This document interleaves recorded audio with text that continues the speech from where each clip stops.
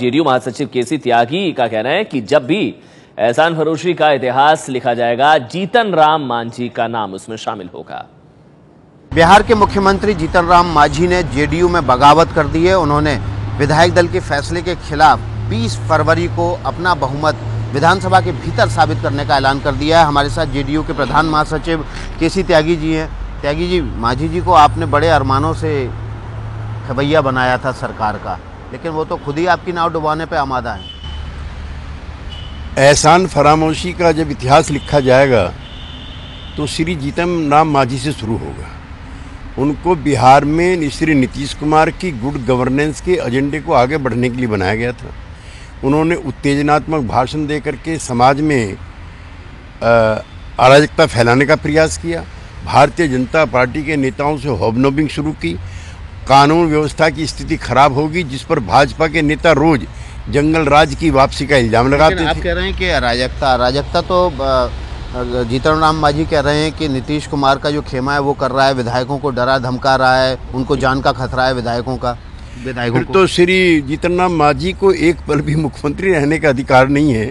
अगर उनके मुख्यमंत्री रहते हुए अराजकता पैदा हो रही है, उनके मुख्यमंत्री रहते हुए कानून व्यवस्था जेडीयू के लोगों ने अपने हाथ में ले ली है, तो फिर वो किस काम के लिए मुख्यमंत्री बने हुए?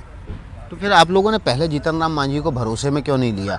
उनके भरोसे में लिए बिना आपने विधायक दल की बैठक में नीतीश कुमार को फिर से विधायक दल का नेता चुन लिया, तो ये तो कमी आपके फ्रंट पर है। आप लोग विधायकों को डरा धमका रहे हैं।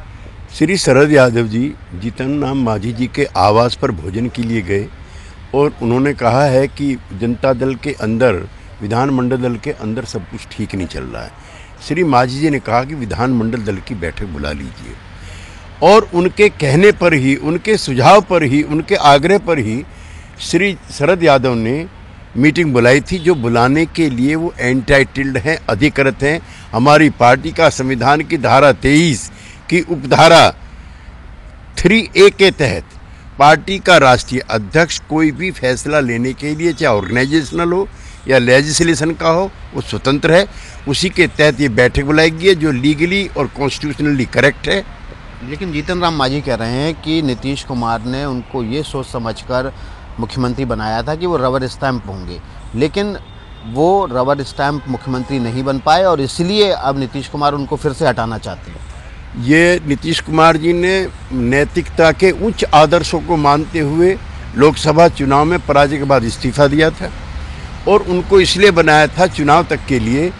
वो तो गलती की मांझी जी ने, उनको तो नवंबर तक के लिए हमने बनाया था। अगर वो इन कुकृत्यों में, साजिशों में ना लगते तो वो नवंबर तक के लिए मुख्यमंत्री बनाए गए। तो अब आदर्श कहाँ गए नीतीश कुमार के? जब उच्च आदर्शों के तहत उन्होंने इस्तीफा दिया था, तो आदर्श हवा हो गए। वो क्यों मुख्यमंत्री दोबारा बनना चाहते? मुख्यमंत्री जनता दल उनको बनाना चाहता है। उनकी अच्छी छवि और उनके द्वारा विकास के किए गए कार्य को लाइमलाइट में लाने के लिए, और जो भारतीय जनता पार्टी के द्वारा दी गई चुनौतियां हैं उनको मुकाबला करने के लिए। तो आप ये कह रहे हैं कि बीजेपी के दम पर मांझी उछल रहे हैं? ये सारी स्क्रिप्ट दिल्ली से लिखी गई है।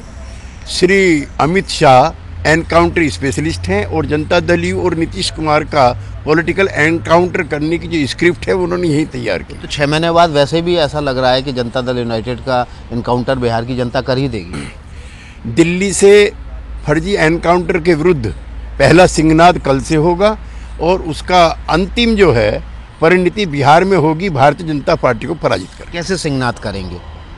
कल दिल्ली में आम आदमी पार्टी की सरकार बनेगी, उसके बाद जो है स्क्रिप्ट दोबारा लिखी जाएगी। तो जेडीयू का पॉलिटिकल एनकाउंटर, दिल्ली से स्क्रिप्ट लिखी जा रही है, अमित शाह इसके पीछे हैं। ये जो कुछ हो रहा है जेडीयू में, जो टूट की खबर है, वो सब बीजेपी करा रही है।